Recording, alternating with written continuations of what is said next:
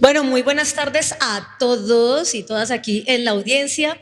Nuevamente mi nombre es Isabel Echeverry, soy la Senior Discovery Officer en el BitLab Colombia. Tengo el placer de ser la sucesora de Cristi Internet aquí en la audiencia. Sensei, por si no la han conocido, aquí con nosotros. Bueno, les cuento que esta tarde la dinámica vamos a moverlo un poquito.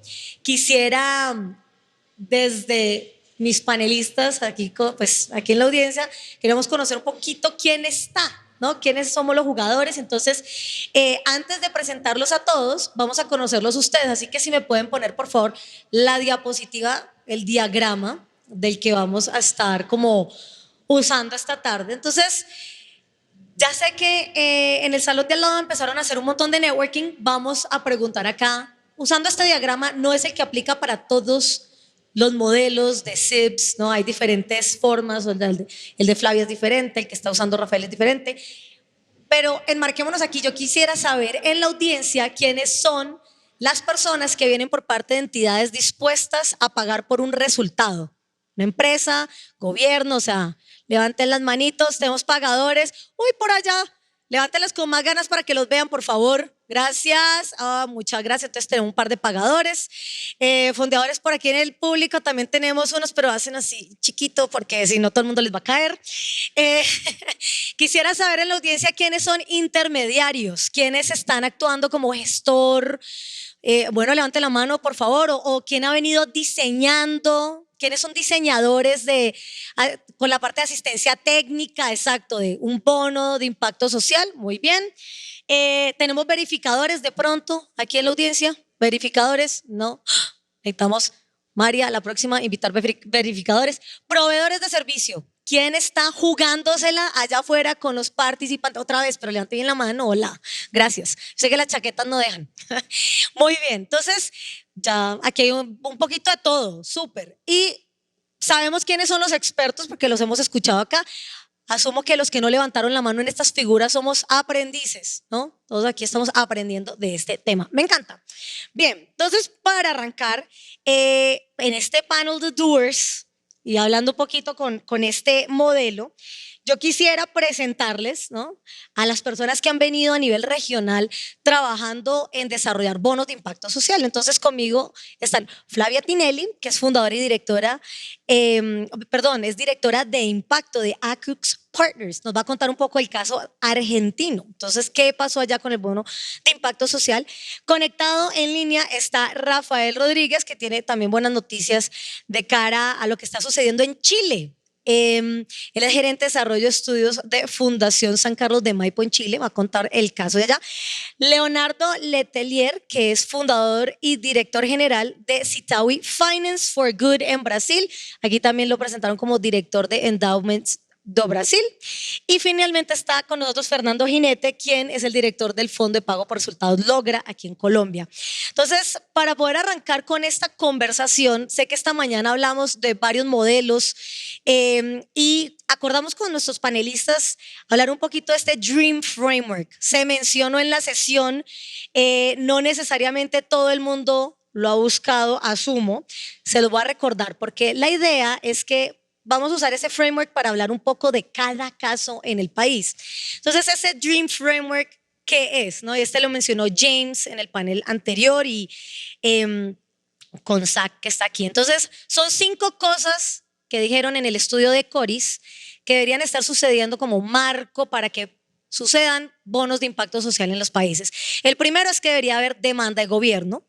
El segundo es que debería haber un marco regulatorio, ¿no? Ese marco regulatorio incluye 3 ejes. El primero es que el Estado pueda pagar por resultados. El segundo es que exista un retorno a la inversión, ¿no?, que los inversionistas puedan invertir y recibir pues, ¿no?, su retorno, que exista una posibilidad de presupuestar plurianualmente, ¿no?, que el gasto no sea de año a año, sino plurianual. Eso es parte del marco regulatorio. El tercer eje es el contexto económico, o sea, que exista una confianza en el gobierno o cierta estabilidad, que la inflación no nos afecte. El cuarto, la disponibilidad de datos. De esto habló bastante Daniel esta mañana. Él habló de todo lo que se ha hecho de cara a Colombia, pues para poder compartir datos entre sectores. Entonces estos datos sirven para diseñar los bonos, pero también para calcular precios, pero también para hacer el pago y la verificación. Y el quinto eje es la capacidad de mercado. Entonces, que existan los proveedores, como lo son ustedes acá, que puedan ofertar este servicio, que puedan innovar en el camino, pero también que existan los inversionistas dispuestos a invertir en estos bonos, y la asistencia técnica, ¿no? Quienes nos acompañan. Entonces, la idea en este panel es que primero vamos a ver si este framework, ¿no?, que nos han planteado nos es útil o no para cada uno de los casos. Entonces, cada uno de mis panelistas acá nos va a decir muy cortico de qué se trató, cuál era el resultado que querían lograr con su bono, porque asumo que la mayoría de ustedes no sabe qué se hizo en Argentina, ni en Brasil, ni en Chile, etcétera, porque hemos hablado bastante de Colombia. Entonces, si quieren, arranco por Flavia. Contanos de qué trató el bono, cuál era el resultado, la meta grande que iban a lograr, y de ahí, ¿qué aplica este framework o no a tu modelo? Bueno, muchas gracias, Isabela. Buenas tardes a todos.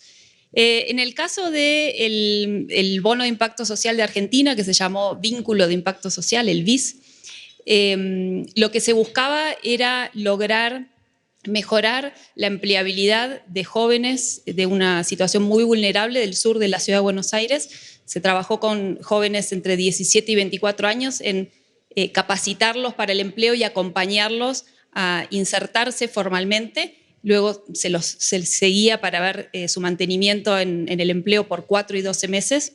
Ese fue como el objetivo principal, pero también lo que se buscaba en el caso de Argentina fue probar esta herramienta, probar si se podía implementar en un contexto como el argentino, probar una herramienta innovadora de uso de recursos públicos y también de la participación del sector privado. Con lo cual, bueno, con estos objetivos en mente se trabajó primero en desarrollar el mercado, ¿no? Porque estábamos hablando de un contexto muy incipiente, todavía no se había implementado ningún contrato de este tipo en la Argentina, con lo cual todo el proceso de estructuración de este bono fue a la par de toda una tarea de divulgación y de capacitación, no solo del gobierno, sino de distintos sectores, ¿no? De los inversores, de los proveedores de servicios. Fue una tarea, una inversión que se hizo en capacitación y en construcción de mercado. Pensando en estos 5 temas que mencionaba recién Isabela del Dream Framework, yo creo que en la Argentina no se daban todas estas condiciones, y no obstante lo cual se pudo implementar un contrato de pago por resultados, un BIS, aún sin tener todos estos elementos, ¿no?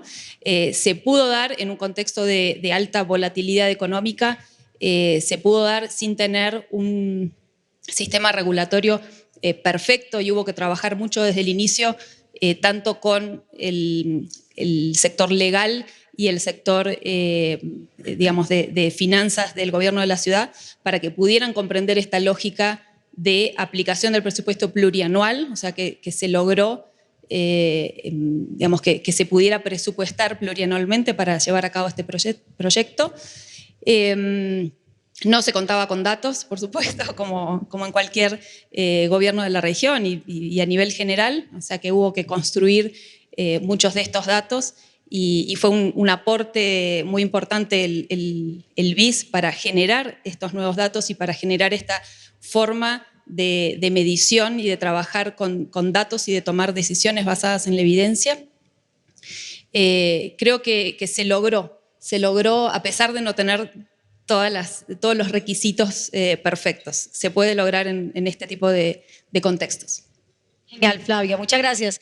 ¿Qué nos quisiera contar Rafael sobre, pues, uno, de qué trató específicamente el bono en Chile, y cómo aplicó o no aplica este marco para lo que han venido trabajando en la Fundación?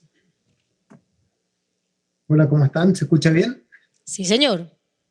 Perfecto. Quería partir diciéndole feliz cumpleaños a Leo. Creo que obliga y lamentablemente no pude estar con ustedes allá en Colombia por temas de agenda, pero agradezco mucho la invitación a Fundación Corona, a Circo, a BitLab, por todo lo que han hecho en promover modelos de pago por resultados y los contratos de impacto social en la región.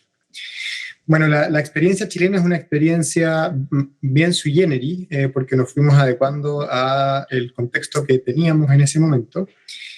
Nosotros lanzamos un contrato de impacto social o Social Impact Bond el año 2019, un proyecto que buscaba lograr generar habilidades necesarias para comprender lo que se lee.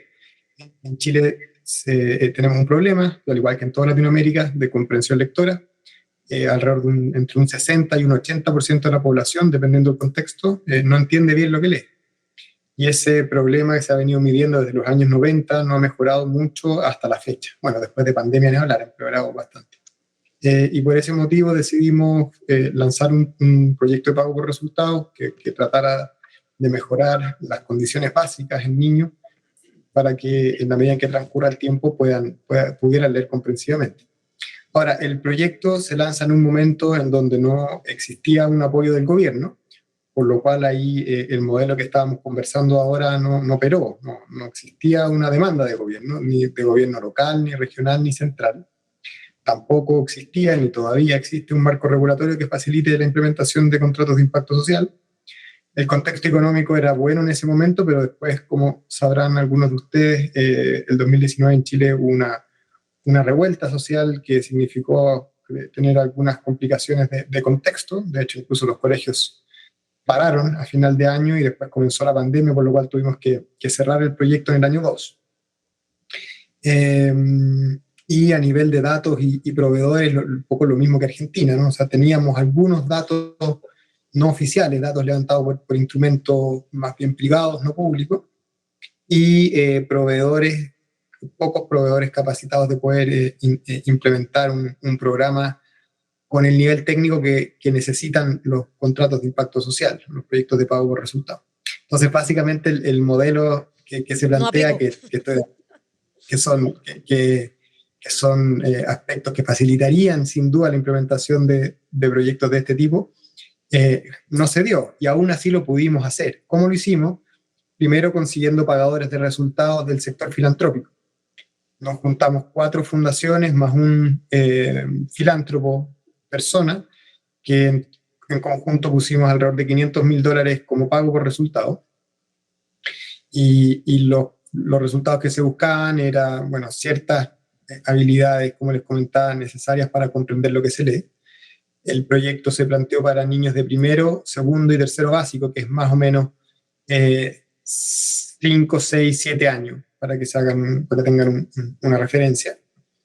Después buscamos un proveedor que tuviera algún tipo de evidencia de resultado. La información que teníamos, la data que teníamos era más bien mixta, pero suficiente como para poder arriesgarse de que si se implementaba bien iba a cumplir con los resultados.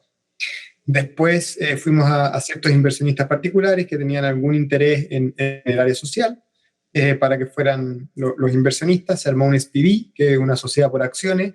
Estos inversionistas compraron cada uno un porcentaje de la sociedad, y se implementó con un evaluador externo independiente que era bastante confiable, que es bastante confiable dentro del país, que son relativamente conocidos en el área de educación.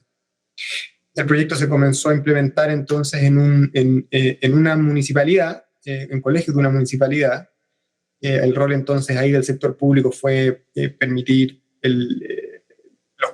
contactarse con esos establecimientos educacionales, convencer a los directores de esos establecimientos para que participaran del proyecto, pero no fue más que eso, fue un actor más bien facilitador y participaba de las mesas de trabajo, más que pagador o alguna otra cosa. El proyecto el primer año funcionó muy bien, tan bien que los resultados fueron mejores que los resultados que la misma organización que implementó, que se llama Crecer con Todo. O sea, los resultados fueron mejores en el modelo de pago por resultados que en el modelo tradicional de financiamiento, y eso fue bastante interesante para lo que fue el proyecto y para lo que generó después. En conclusión, el modelo pago por resultados incentivaba mejores resultados, valga la redundancia, que modelos de financiamiento tradicional. Entonces, además de eso, si bien el proyecto lo tuvimos que cerrar por culpa de la pandemia, los pagadores de resultados también quedaron muy contentos con el modelo porque si bien era un proyecto a 3 años, solamente pagaron por lo que se logró el año 1 y del año 2 y 3 generaron ahorros que les permitió generar otros proyectos, por lo cual el pago por resultados cumplió con su promesa. Y estos pagadores en conjunto nos pusimos de acuerdo y armamos una corporación que se llama Bien Público, que hoy día ya no tiene solo 5 socios, como fue en un comienzo. Hoy día somos 9 y se van a sumar 2 más, fundaciones filantrópicas, que promovemos en conjunto el desarrollo del ecosistema que permita pagos por resultados. Y eso así ha permitido hoy día tener 2 contratos de impacto social que vamos a lanzar en marzo del próximo año. Vamos a revivir el contrato de lectoescritura y también vamos a implementar uno que tiene como objetivo promover la asistencia escolar. Y dejémoslo ahí porque te me vas a chiviar todo el panel y yo creo que todas las buenas noticias las estás lanzando. Me parece súper interesante, Rafael, lo que hablas del modelo, o sea, no todo encaja. Yo quisiera solo, como por validar aquí, ¿cuánto tiempo te demoraste negociando, sumando a todas estas partes? O sea, para así luego darle la palabra a Fernando. O sea, ¿cuánto fue traer todas estas partes a la mesa? ¿Cuánto tiempo te demoraste? Depende de cuándo para el primero. Para el primero nos demoramos un año en conseguir todos los pagadores y los inversionistas, pero los inversionistas nos demoramos muy poco tiempo. Yo te diría que en 2 meses teníamos el total de la inversión necesaria. Lo que fue más lento fue conseguir pagadores, porque hay un cambio de paradigma, de decirle a estas organizaciones que donaban plata, de pasar a comprometer esos aportes a compromisos por resultados. Perfecto. Genial, bueno, un año. Listo, sería bueno también enmarcar eso con lo que Flavia y Fernando nos van a contar. Fernando, contanos rápidamente en el modelo, o sea, ¿qué resaltarías que ha funcionado acá? Ya sabemos que en Argentina y en Chile no encaja tanto ese framework, pero aquí, bueno, los bonos hemos hablado bastante, pero contanos desde la visión del fondo. Muchas cosas se dieron del modelo, ¿cierto? Voluntades, necesidad del gobierno, un ecosistema que venía de tiempo atrás con inversión de impacto en Colombia y que decidió apostarle a esto. Entonces las voluntades estaban, se generaron unos convenios, ahí fue fundamental la experiencia del bono 1 y del bono 2, por supuesto, pero también creemos ese apoyo de la cooperación suiza y del BidLab, ¿no? Para poner esto en marcha. Se hacen convenios, acuerdos, etcétera. Y creo que todo eso funcionó y funcionó muy bien para darle continuidad a lo que hoy pues, ustedes ya conocen, el bono 3 y 4 en materia de empleo inclusivo. Pero si me devuelvo un poquito antes, creo que el quick del asunto estuvo en la operativización de todo eso. Cuando se decide crear una institucionalidad con todo el acierto del caso, creemos, y es que los bonos no se ejecuten solamente como proyectos y como bonos de impacto social, sino que además de eso se crea una institucionalidad, un piso, una estabilidad y una constante, digamos, mucho más permanente, valga la redundancia. Eso suena muy bien y funciona desde el punto de vista del modelo y desde el punto de vista de la lógica de la cooperación y de lo que uno le quiere dejar pues, a un país cuando hace ejercicios de estos. Pero cuando te vas a la operativización y cuando me hablas de marco regulatorio, pues se me revuelve un poco el café de ahorita, porque volvemos a varias cosas. No quiero pues ser reiterativo, pero sí está el tema del cambio de mentalidad, de la plurianualidad del gasto que hablaba Flavia ahorita. Todas esas son restricciones comunes en nuestros países. Y ya en el camino hay es que mirar cómo se empiezan a superar. En esas estamos. Se ha logrado bastante complejo, bastante difícil, porque hemos, como decimos coloquialmente, buscándole ahí como la comba al palo en algunas cosas para poder lograr, por ejemplo, traspasar esa restricción de la anualidad del gasto que existe pues, en Colombia y creo que en varios de nuestros países. Pero digamos que funciona en la medida en que esa estabilidad y ese piso permite acortar tiempos, enlazando con tu pregunta. Quizá el primer bono tardó entre más o menos 14 a 16 meses en lograr todo ese arreglo institucional. Ya para los bonos 3 y 4, en el marco de una institucionalidad más permanente, pues eso se reduce sustancialmente a 5 o 6 meses. De negociación, dices. De negociaciones y de puestas en marcha, y eso facilita mucho las cosas. Ahora, eso es contándolo hoy. porque para terminarte la historia, claro, tomó también mucho tiempo, es decir, el fondo se estructuró en el marco de esos instrumentos jurídicos en el 2019, se lanzó en el 2020 y los proyectos vinieron a ejecutarse e implementarse ya en el 2021. Es decir, esto, como las buenas cosas, ha tomado un proceso, no fue así como tan automático y hoy contamos muchas cosas, todavía muchísimas por construir, pero ha sido también un proceso complejo y largo. De empujar. O sea, estoy escuchando en general que hay que movilizar muchísima energía. Y hablando de movilizar energía, Leonardo, ¿qué tenés para contarnos? ¿Qué pasó o no pasó? No solo con este framework, pero dentro de Brasil en el lanzamiento del diseño de estos bonos. Bueno, gracias a los organizadores por la invitación. Al fin y al cabo, aquí estamos. Este es el panel sin pelos en la lengua, como ya escucharon. O sea, aquí están diciendo, no funciona el marco, si funciona, se aplica. Por favor, Leonardo, contanos. Bueno, y Rafa, te perdiste la fiesta anoche. A ver, primero, ¿de qué iba el diseño del bono que hicimos en Brasil? Era la disminución de la reinternación de enfermos, de pacientes con enfermedades crónicas en el estado de Ceará, en el nordeste de Brasil. Entonces, enfermedades crónicas, como el nombre dice, no se curan, vas al hospital, vuelves y sigues enfermo y vas a seguir, entre comillas, para siempre. Entonces, los hospitales que son dibujados para intervenciones agudas, cuando le pones a una demanda crónica, estás, digamos, haciendo una utilización poco eficiente. Entonces la idea era justamente desplazar eso y tener mejores resultados de salud con economía de recursos. ¿Ya? Sobre el framework, yo creo que no está mal. De manera general, si quieres un poco académico, teórico, lo lees, quien no vivió eso, creo que va a encontrar varias informaciones que son interesantes. Pero al mismo tiempo, de mi punto de vista, le falta alma, ¿no? Le falta un factor humano. De la manera como está el framework y el reporte, están ahí todos los ingredientes. Bueno, si tienes demanda del gobierno, si tienes mercado de inversión de impacto, si tienes esto, lo otro, y market capabilities, que ya voy a hablar un poco más, y ahí vas a tener la vida más fácil. No es garantizado, porque nada es garantizado, pero ahí saldrá el bono con más facilidad. Ya vimos acá en algunos casos, es verdad, en otros no. Probablemente si haces una evaluación objetiva, en Brasil y México probablemente tendrían un puntaje más alto, seguro que Argentina, ¿no? Por lo menos no sé que Colombia, pero seguro que Argentina, y ni México ni Brasil sacaron bonos.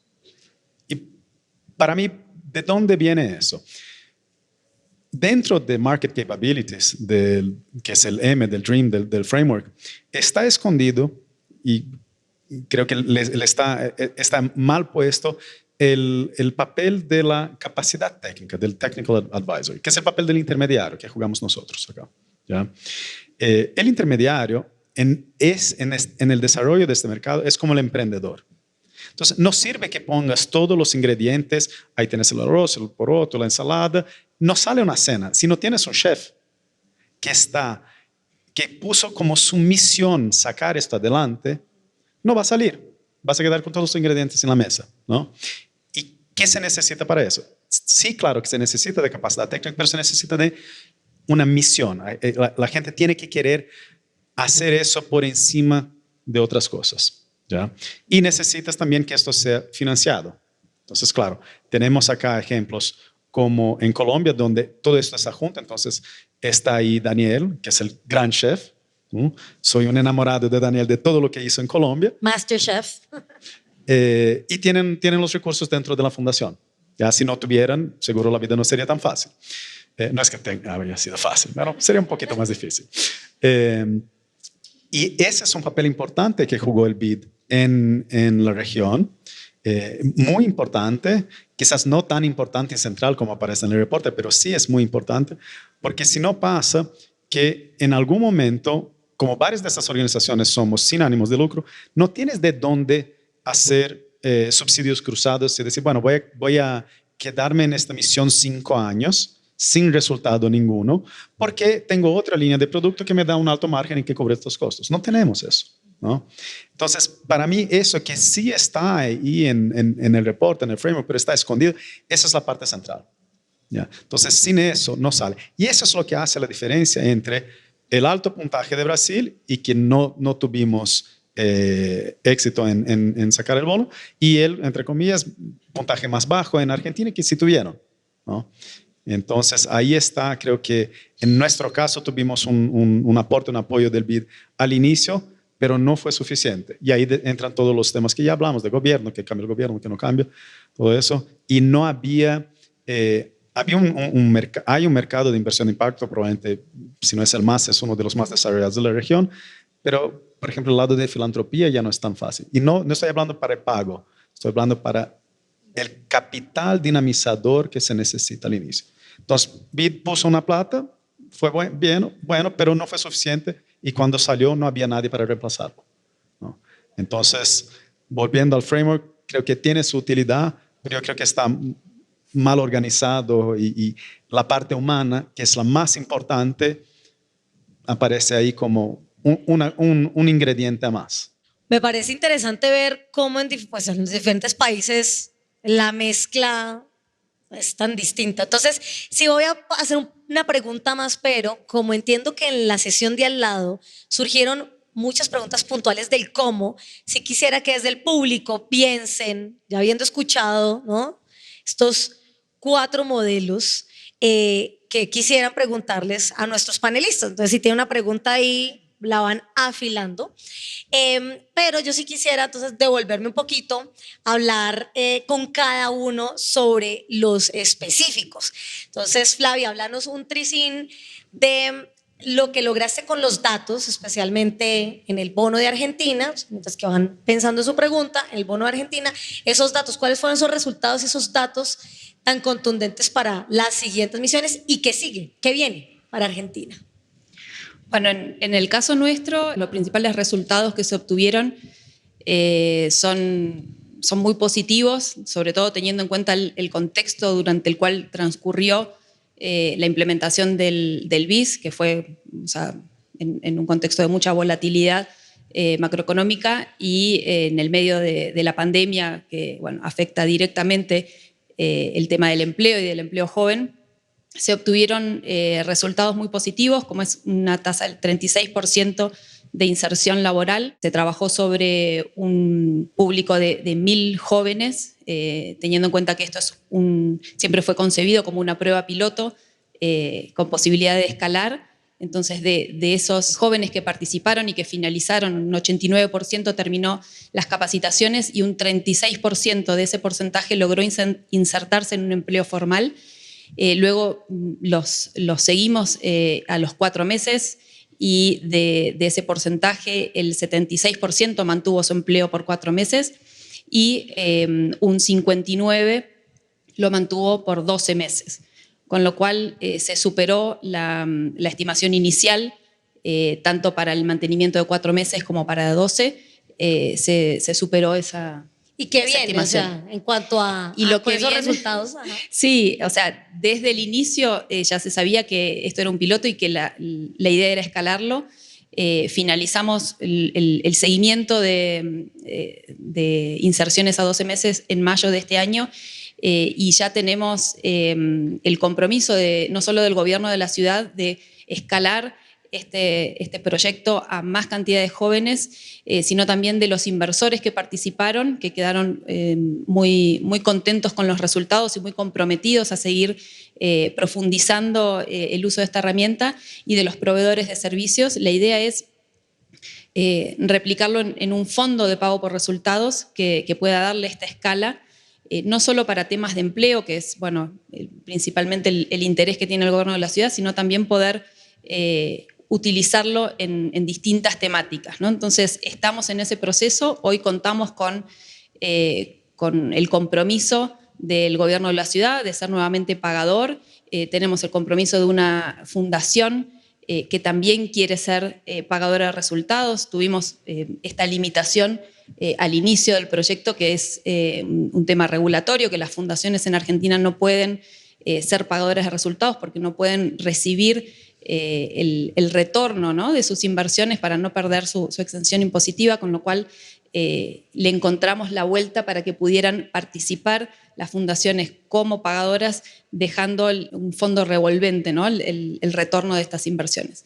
Estamos en esta etapa con todos los actores alineados y en búsqueda de más inversores que quieran participar y sobre todo de pagadores de resultados. O sea, ahí la limitación que tenemos en Argentina es recursos para poder estructurarlo y para poder escalarlo, para poder tener mayor cantidad de pagadores que permitan escalar el uso de esta herramienta. Mejor dicho, estamos listos. Por aquí vi un par de pagadores también en la audiencia, entonces de pronto llegan. Fernando, contanos un poquito pues también en el marco del fondo. Aquí hay unas buenas prácticas para compartir, ya que Argentina está lista para lanzarlo y pues aquí ya se ha diseñado, se ha lanzado y demás.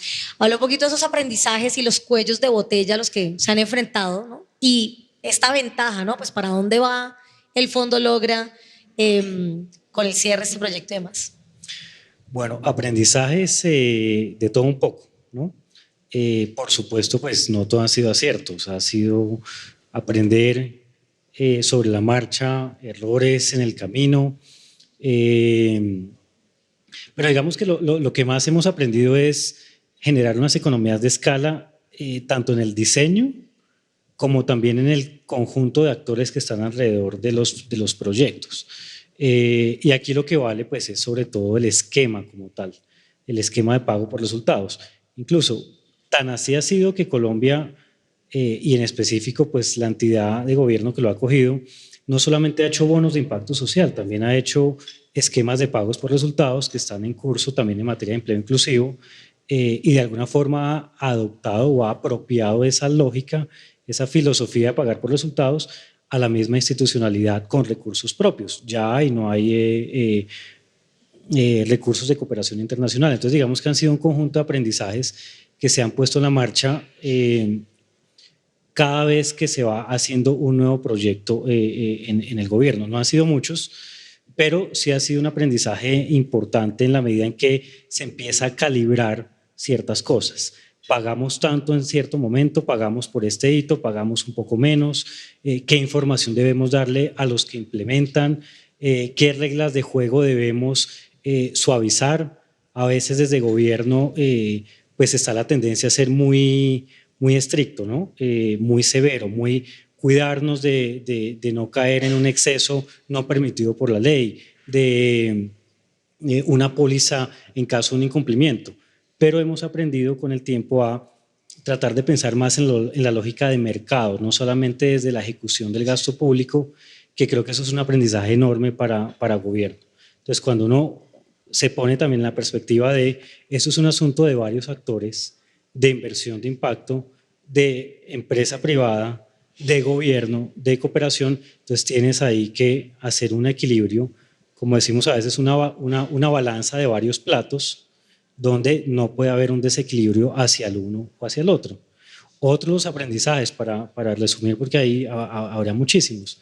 Una cosa es tomar decisiones desde gobierno y pensarlas como gobierno, y otra cosa es tomarlas de manera conjunta, como ocurre, por ejemplo, en la gobernanza de los bonos. Ahí no puede haber algo que se haga incluso hasta una pieza comunicativa sin que las dos partes, gobierno y en este caso el BitLab y SECO, estemos de acuerdo. Y eso hace que de alguna forma también nos repensemos varias cosas. Lo hacemos así, lo hacemos de esta forma, o lo pensamos de esta forma en gobierno, pero el BID dice, no, se nos está quedando esto o aquello por fuera. Y a su vez el BID dice, quisiéramos hacia acá, el gobierno dice, hasta allá no podemos llegar. Entonces ha sido como una construcción colectiva muy interesante que ha generado varios aprendizajes, seguimos aprendiendo inclusive sobre la marcha de qué es lo que debemos ir ajustando sobre la operación, sobre lo técnico, sobre lo jurídico, sobre lo financiero y sobre esa ejecución del gasto que a veces es, para responderte cuellos de botella, tan complejo. Ahí buscamos alternativas como vigencias futuras, entonces hacer un trámite especial al interior del gobierno para que se asignen recursos a varios años, o buscar algo que no es muy, digamos, muy católico, pero que a veces hay que acudir a ello con una lógica y explicarla, que es pasar reservas presupuestales al año siguiente, ¿sí? Y no porque no se ejecute, y con esto pues tal vez quiero como encerrarlo, porque parte de la lógica de pago por resultados lo que nos ha enseñado es qué es lo que es realmente más eficiente, gastar por gastar o gastar en el momento que corresponde, siempre y cuando eso genere cambio en condiciones de vida de las personas. Y si eso hace que la plata se pase de un año a otro, pues creemos que es justificable, y eso es lo que justificamos y hemos aprendido con los entes de control, entre pues muchos otros aprendizajes. Genial, Fernando. Además, un poquito lo que está diciendo ahorita Rafael, que es el ahorro, ¿no? Entonces, como se paga contra resultados verificados, si empieza a sobrar un poco, puedes moverte a hacer otro programa nuevo, un BIS nuevo y demás. Rafael, contanos un poquito, justamente lo que pues, ahorita lo tocaste por encima, pero esa ventaja que tiene el modelo en Chile para las fundaciones que están entrando a ser pagadores por resultado. Y de una vez, pues, si pudieses hablar de cómo están empezando a lograr esa armonía del sector público-privado, pues, para acercar esas dos puntas en el modelo que has venido manejando. Bueno, primero yo creo que hay que ir al trasfondo de todos estos proyectos, al menos el trasfondo que nosotros hemos tratado de darle a las acciones que estamos realizando, que es que tenemos un grupo de gente que se agrupa para poder cuidar el buen uso de los fondos destinados a programas sociales. Pongámosle el nombre que sea, gasto público, inversión social, inversión filantrópica, pero que en el fondo compartimos un deseo profundo de generar estrategias de financiamiento que permitan el gasto efectivo, el gasto eficiente, el impacto.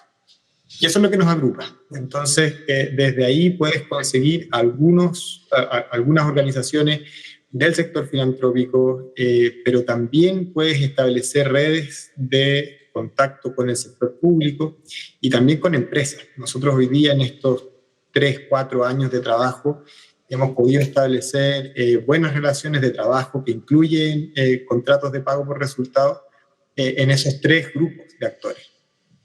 Hoy día tenemos 9 fundaciones dispuestas a pagar por resultados, tenemos una empresa muy grande que es Falabella, que de hecho también tiene operación en Colombia, así que ahí les dejo boteando ahí los que están buscando pagadores la posibilidad de también establecer relaciones con empresas que estén vinculándose por ahí, y el sector público. Entonces, y el sector público, el primero que se interesó fue el gobierno regional metropolitano. En Chile tenemos 3 niveles de gobierno: gobierno central, gobierno regional y gobierno local. Y el gobierno regional y gobierno local tienen distintas exigencias en términos de financiamiento, son un poco más flexibles y por distintas razones pueden incluso pasar presupuestos de un año a otro. Entonces, en la medida en que nos vamos relacionando con distintos actores que tenemos el mismo propósito de fondo, vas encontrando la manera en que se pueden implementar modelos de pago por resultados sin la necesidad de cambiar la legislación vigente. Y ese es el gran aprendizaje que hemos tenido, y esa ha sido la manera también de ir construyendo un mercado bastante sólido. Hoy día, como les comentaba recién, esperamos lanzar un par de proyectos por un total de $1 millón de dólares, que no sé si es mucho o es poco. Para nosotros es harto en términos de cobertura, pero lo más interesante es que se han ido sumando más actores a validar el modelo de pago por resultados, y eso da buenas perspectivas para el futuro. Imagínense que en Chile los estudios que se han hecho de eficiencia de gasto público dan cuenta de que alrededor de un 60% de los programas sociales que han sido evaluados por el mismo gobierno son programas que no tienen buenos estándares a nivel de resultados. Y si eso lo proyectamos al 100% de los programas públicos, estamos hablando de un 25% del total de los fondos públicos que estarían mal, no estarían logrando lo que se propone. Entonces, un despilfarro infinito de plata, y eso es lo que termina moviendo a la larga a distintos actores que están preocupados de mejorar la política pública. Entonces, yo diría que ese ha sido el gran aprendizaje, y como complemento, que alguno de todos esos actores que se interesa en el pago por resultados tiene que ser capaz de subsidiar todos los problemas que van ocurriendo más allá de la planificación. Hay todos los que están ahí sentados en el panel, y me imagino que muchos del público que han participado en este tipo de proyectos la cantidad de problemas que van apareciendo en el camino son infinitos y para solucionarlos se necesitan recursos. Y ahí tiene que haber alguien que esté dispuesto a cubrir, BitLab, gobierno o algún actor filantrópico, quien sea, que pueda pagar esos costos de aprendizaje inicial. Y en Chile fue la Fundación San Carlos de Maipo, sin la fundación habría sido imposible desarrollar estos modelos. Y ese sería quizás el segundo gran aprendizaje que podríamos dejar desde Chile. En el caso que algún otro país o alguna otra organización quiera ir desarrollando este tipo de proyectos como apuesta para el mediano y largo plazo. Me parece, o mejor dicho, para el tema de las fundaciones y la parte filantrópica, lo que ha hecho la fundación, lo que dice Rafael es absolutamente cierto en el camino de la implementación de estos bonos, ese capital catalítico. Esta mañana lo decía Marta en el panel, o sea, en países pues, de renta media, tener esta cooperación en la mitad con el copagador Estado hace todo el sentido, pues porque se asumen ciertos costos que no necesariamente están definidos desde el inicio. Yo quisiera voltearme un poquito al público, que también quiero que ahorita Leonardo nos cuente un poco más de lo que está haciendo en cuanto al ecosistema de inversión, pero sí sé que surgieron un par de preguntas muy específicas en los paneles. Entonces quisiera saber quién dentro del público quisiera lanzarle a uno de nuestros panelistas una pregunta sobre el actuar específico, el diseño específico. Aquí nos están pasando, tienen los micrófonos para pasarlos en la parte de atrás. Me están parando, pero sé que cuesta un poco porque esto está a muy alto nivel. La idea aquí es bajarlo, o sea, si no entendieron, si quieren saber un poco mejor por qué Brasil se está saliendo, por qué la Citaui ya no está en el marco de qué gastos le tocó incurrir, o sea, como que qué más quisieran saber en el marco de este desarrollo o nada. Estamos súper claros en cada uno de los modelos, del framework y demás. O sea, todas las preguntas se abordaron allá, vea. Me parece extraordinario. Entonces, más bien me devuelvo. Yo quisiera saber entonces del ecosistema, mientras que aquí surgen, o no, del ecosistema de inversión de impacto en Brasil y para dónde van con este tipo de herramientas. Bien. Bueno, y mientras respondo les doy tiempo que tomen coraje ahí de levantar la mano. Allá hay uno. Muy bien. O sea, primera víctima, voluntaria. Entonces, les voy a contar desde el punto de vista de Citaui, que es una organización sin ánimos de lucro, cómo fue el proceso de decisión de meternos en eso y ahora recientemente de salirnos, ¿no? Entonces, hoy somos una organización con 90 personas, un presupuesto de 12 millones de reales, ponle 2 millones y un poquito más de dólares operativo y más de programas como 70 millones de reales, más 12 millones de dólares, entonces 15 total. ¿Ya? Entonces, no somos pequeñitos. Ya fuimos más pequeños, crecimos mucho con el COVID y en algún momento llegamos a tener 3 personas en el equipo de contratos, nosotros lo llamamos contratos de impacto social. Y todo esto comenzó porque conocí al concepto en una charla de Toby Eccles de Social Finance en el Skoll World Forum y me pareció muy bien y que tiene mucho a ver con nuestro DNA, ¿no? Nuestro ADN. Nosotros nos llamamos Citaui Finanzas para el Bien. ¿Ya? Entonces, nuestro papel o lo que nosotros vemos que podemos aportar es esta conexión entre el mercado financiero, el mundo de negocios, que es de donde vine yo, y el impacto social. O sea, cómo utilizar las finanzas para el bien. ¿Ya? Entonces, bueno, una herramienta de estas, como estaba hablando Rafa, bueno, puedes generar ahorro e impacto social.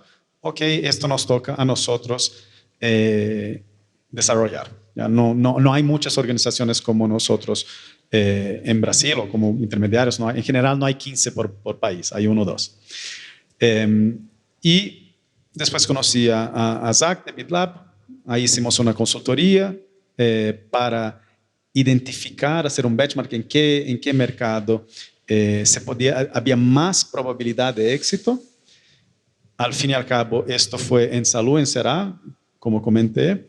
El gobierno de Ceará no pagó por el desarrollo, entonces el dinero de BitLab se había acabado, ¿no? Una persona que no voy a comentar quién dijo que nosotros ya estábamos pagados, que el gobierno no necesitaba preocuparse con nosotros. Entonces ahí quedamos medio, ok.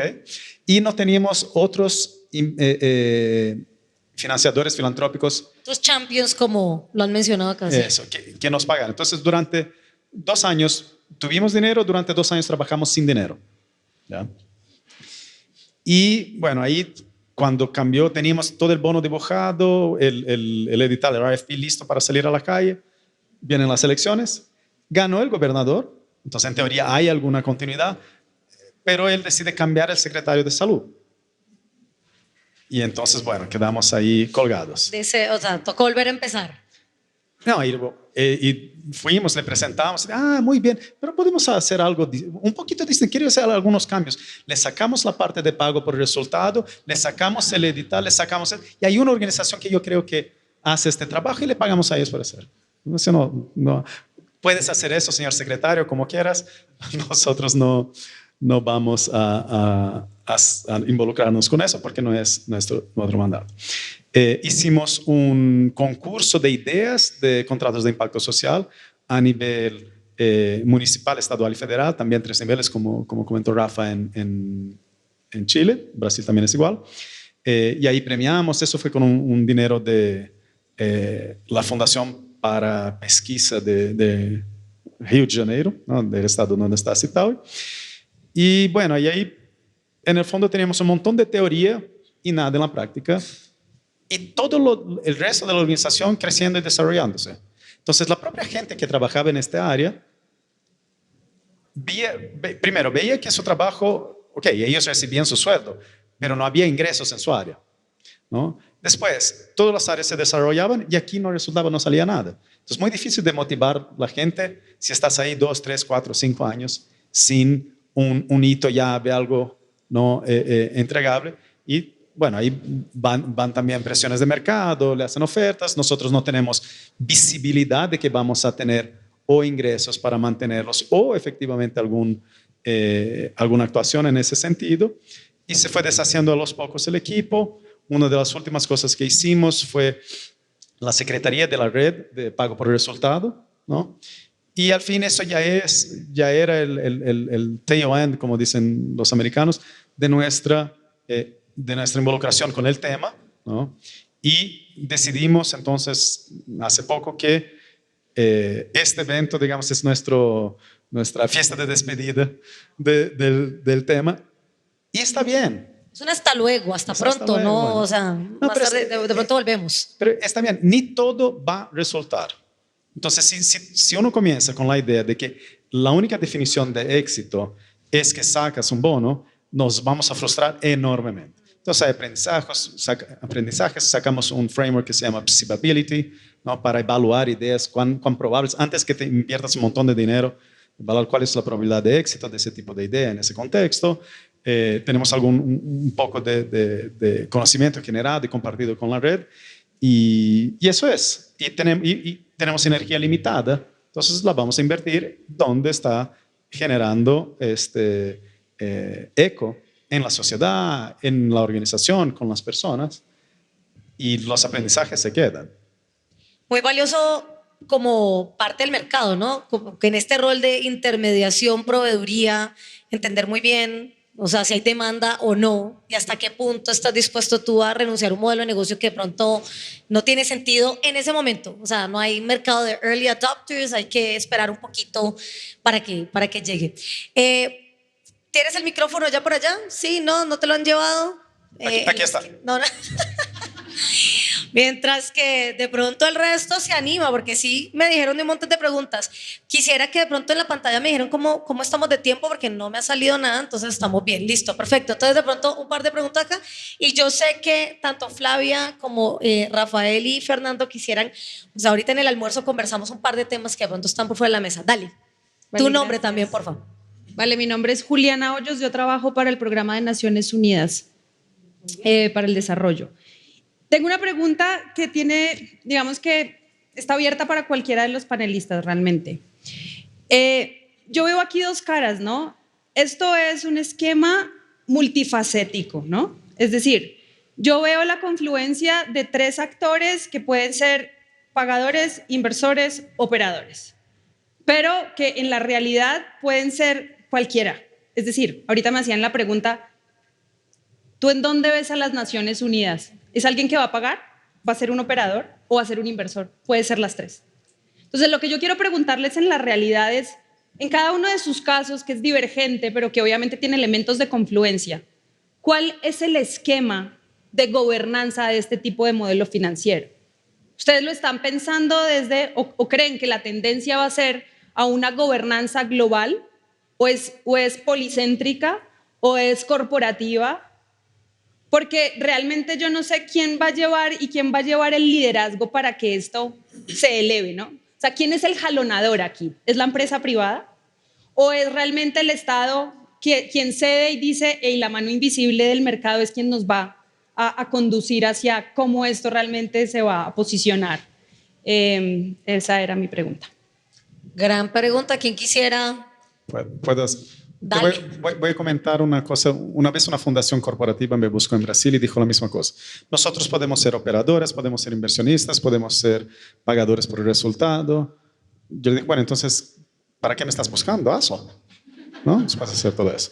Y en el fondo, tienes que decidir, o quien sea que tenga más de una posibilidad, lo que quiere. Si no sabes lo que quiere, cualquier rol te sirve.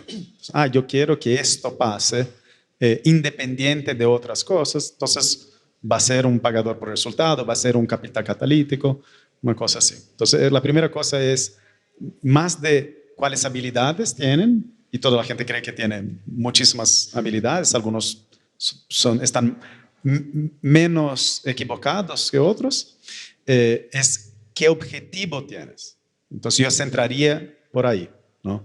¿Y quién empuja eso? Yo vuelvo a mi punto inicial, que es lo que está ahí medio escondido en el framework de Coris. Para mí ese es el papel, como lo puse en estilo, el champion, o estamos hablando acá, el intermediario. En Brasil se usa la palabra dinamizador, ¿no?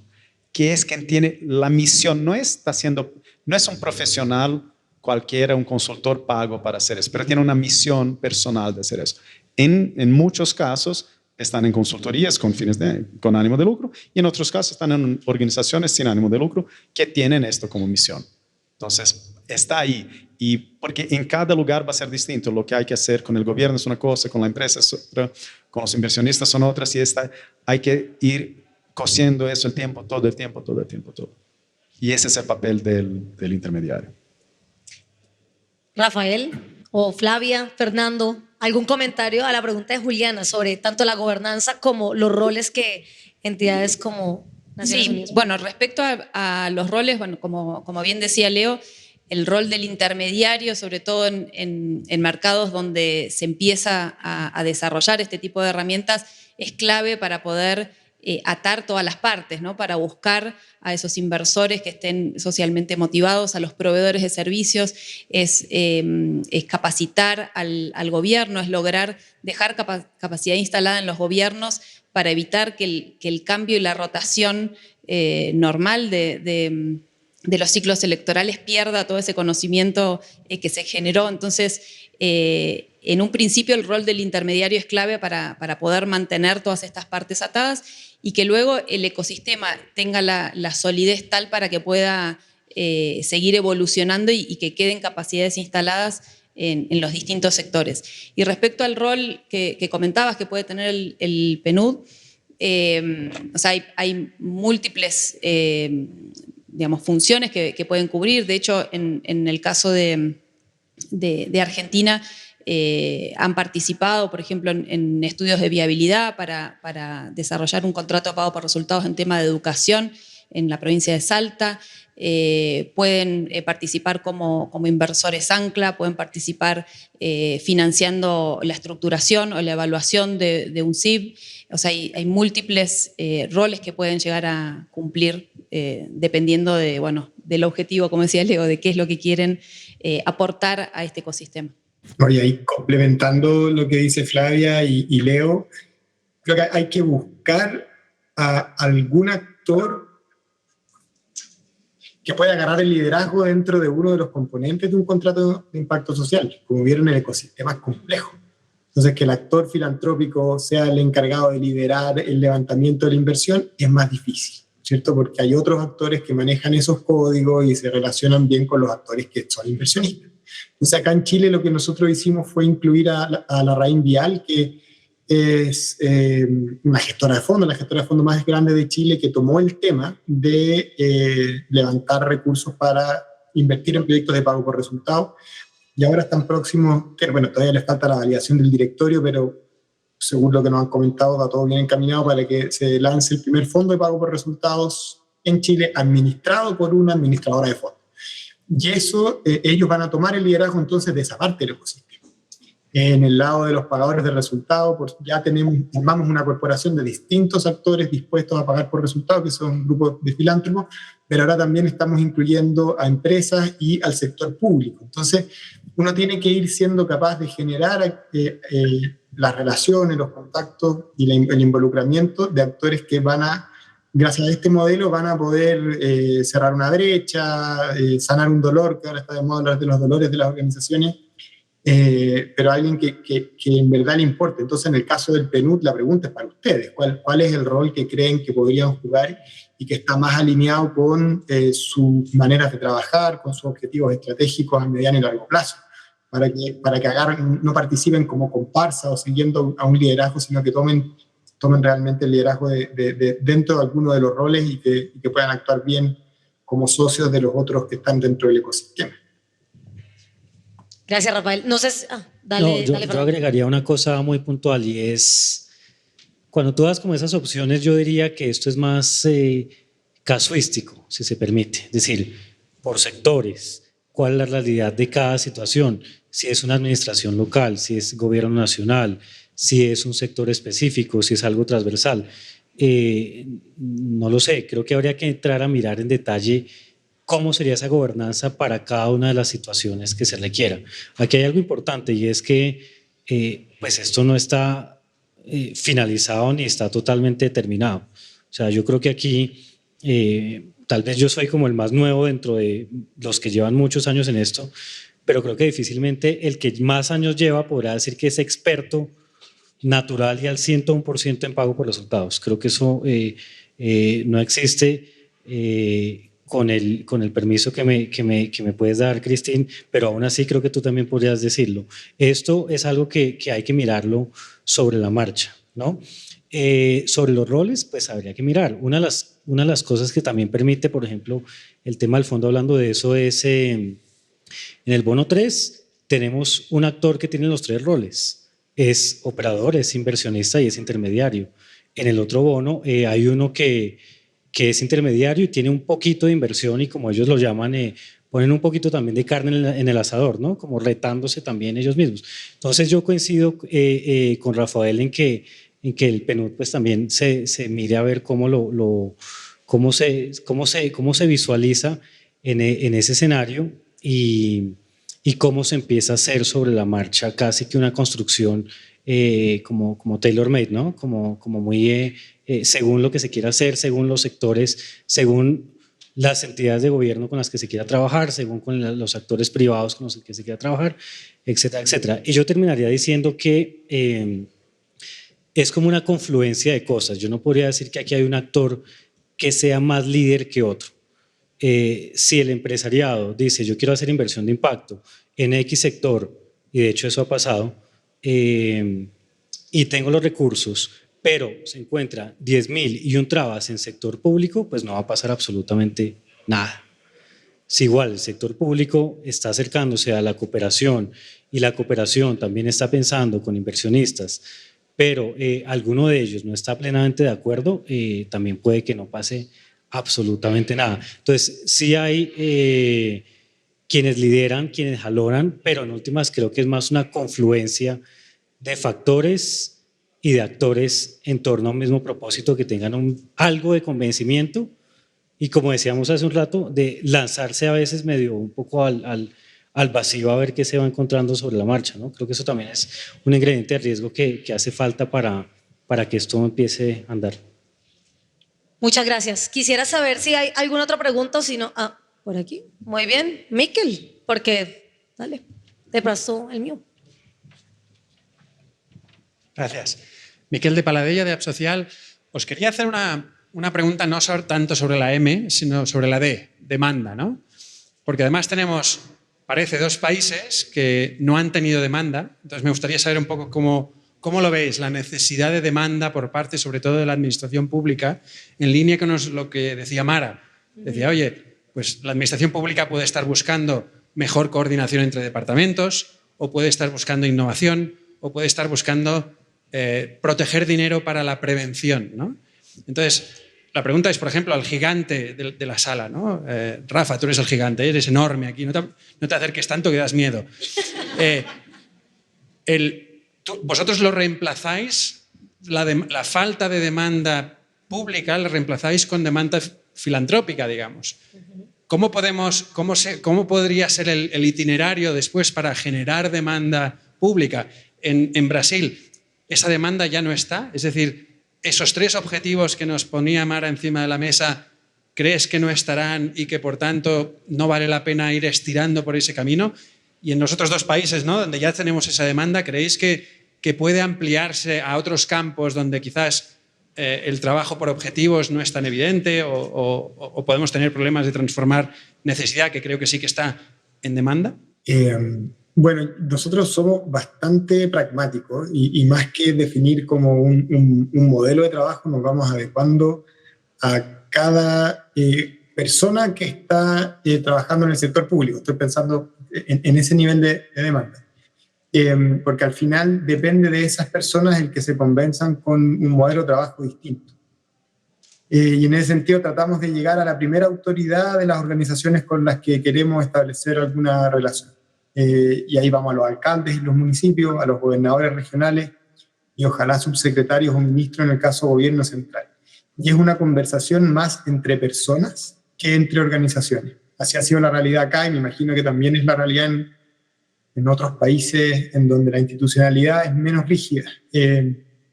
Y ahí es donde uno tiene que establecer relaciones de confianza para generar la demanda, porque necesidad hay de generar buenas políticas públicas, de generar ahorros, sobre todo post pandemia, en donde las necesidades son infinitas, pero hay que enseñarles el camino o convencerlos de que este es un camino posible, no el único, pero sin duda que el poder llevarlos hacia la lógica de generar impacto con el gasto público, de asegurar impacto con el gasto público y de generar distintas estrategias de financiamiento también. Porque cuando uno habla de pago por resultados, si vemos la experiencia mundial, no es todo pago por resultados. Se puede pagar por procesos también, pueden haber fondos que estén destinados exclusivamente a donación, otros a fondos de pago por proceso, otro pago por resultados. Entonces se pueden generar estrategias de financiamiento que a la larga terminan, por una parte, generando modelos que se adaptan a la institucionalidad, a los pagos anualizados, por lo menos acá en Chile en general es así, pero también donde se pueden generar financiamientos conjuntos. Y eso también es atractivo para el sector público. Hoy día, por ejemplo, con la Municipalidad de Puente Alto vamos a implementar un programa de pago por resultado en 8 establecimientos, donde 4 financia el sector filantrópico y 4 sector público. Y esto es un ejemplo más de cómo uno tiene que ir buscando las estrategias para ir enganchando o comprometiendo a actores del sector público para que en el mediano plazo se vaya generando una demanda más grande.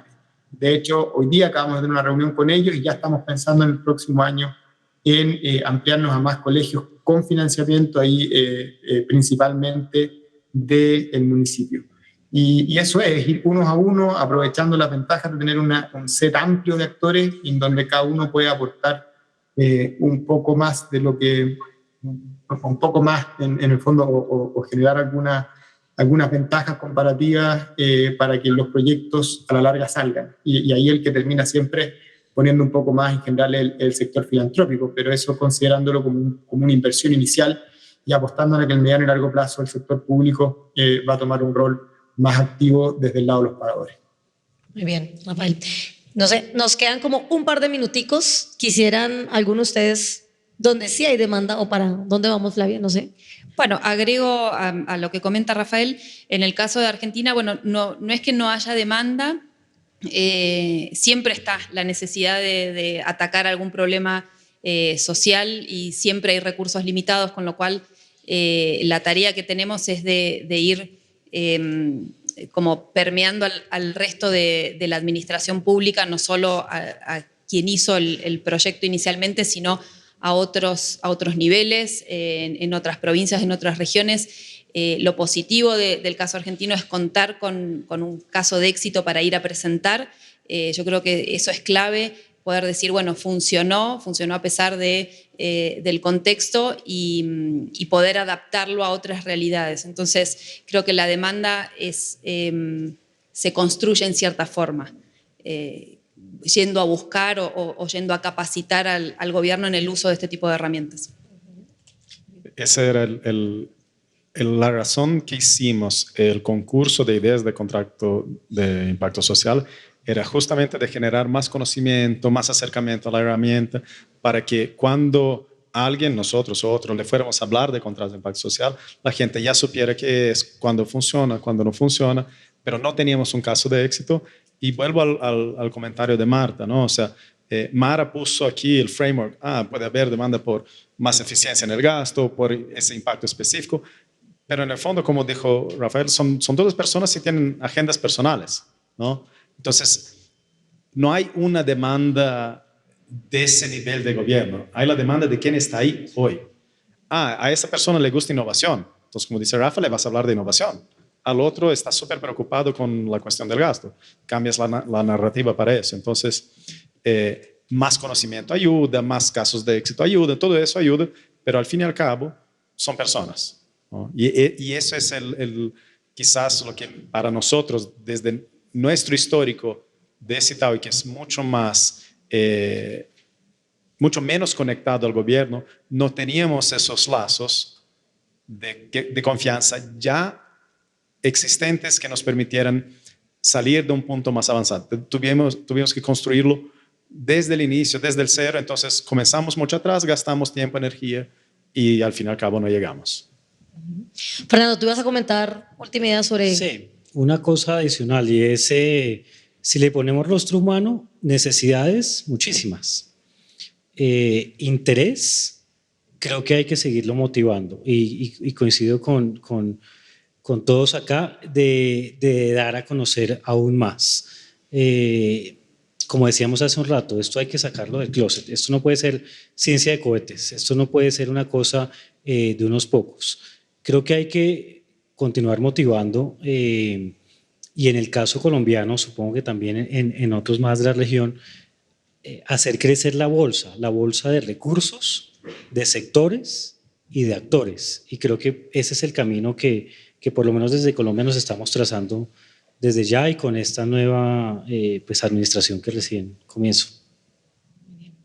Bueno, yo solo añadiría un tema sobre nuevos sectores, que es, les comparto que en el marco de CIPSCO, en este Technical Assistance Challenge que lanzó la Fundación Corona hace como 2 meses, se recibieron alrededor de 21 propuestas, ya de un poquito similar a tu concurso, de nuevos sectores buscando cómo montar, cómo diseñar estos mecanismos de pago por resultados. Entonces, ahí están desde la Gobernación del Atlántico hasta Impulsa Colombia, que quiere, ¿no?, entrar a este mercado de pago por resultados.